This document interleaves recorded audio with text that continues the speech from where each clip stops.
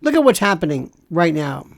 Look at what's happening regarding this Louisville shooting. And look how mainstream media are not able to handle it. And when I say mainstream media, I mean anything other than the immediate kind of a shock troop, emergency room media that's available online. There's no, it is over with. And this is not just to say, oh, let's just dump on mainstream media. No, it is over. They can't possibly keep up with what is happening and what is required today. The instantaneous nature of news, and also something that has some bite to it. This is the most important. It's not enough just to say, here we are live and, but when you have that stodgy, constipated, I'm not going to really say anything kind of expression, which is what people are seeing right now. People are tired of that.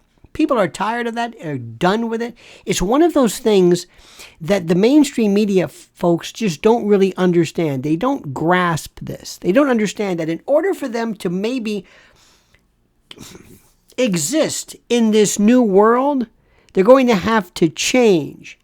They're repeaters and not reporters. There's also something which is interesting too. We have, by virtue of social media, this right now, and to even call it social media, it kind of demeans, I think, the whole notion of it. Because there are people who have been able to bring us to a world that others can't.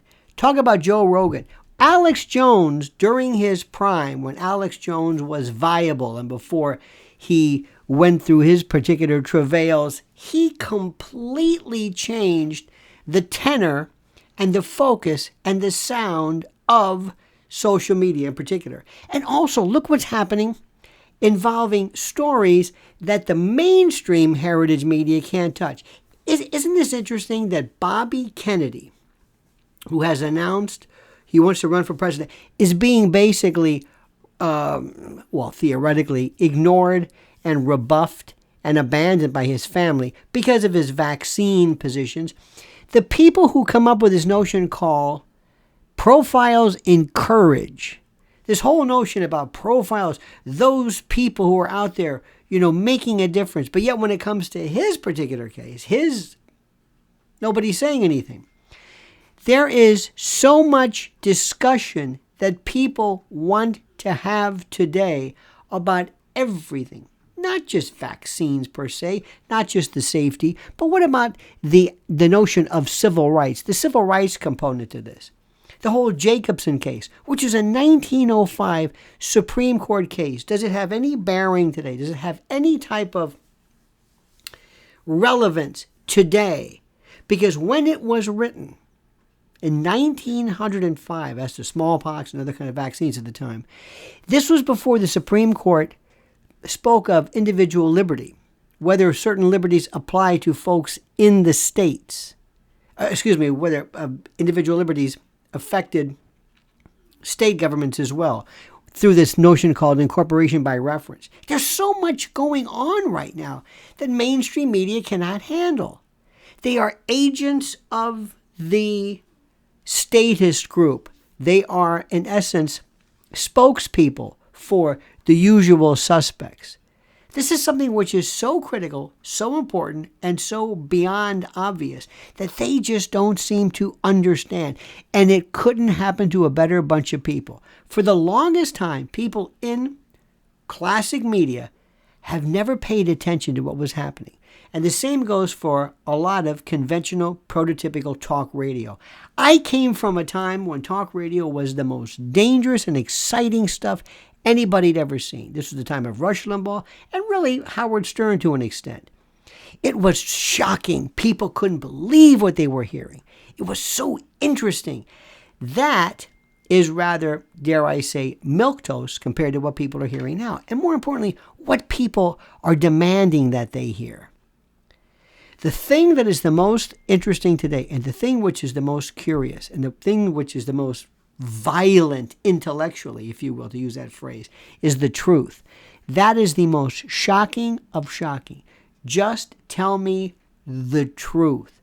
Tell me everything. Don't worry about what's politically correct. Don't tell me about what's accepted.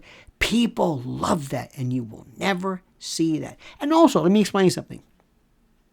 There is something about the usual setup of classic, prototypical, quintessential, hoary, Hoary, regular news platforms, the table, the individuals, the